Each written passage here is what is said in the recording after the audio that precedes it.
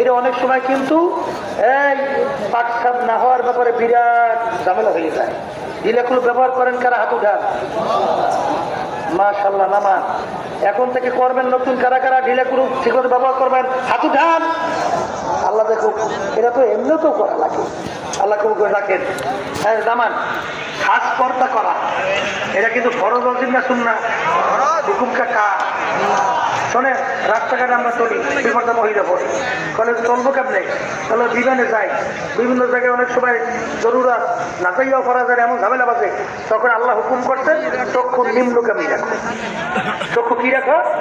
নিম্নগামী রাখো। মজা করে তার দিকে তাকাইয়ে টাকা না, এলেই কিন্তু পরস্পর হইবে। কথা ঠিক কিনা? এই পর্দা করেন কারা কারা? আল্লাহ করে হাত উঠান জলদি।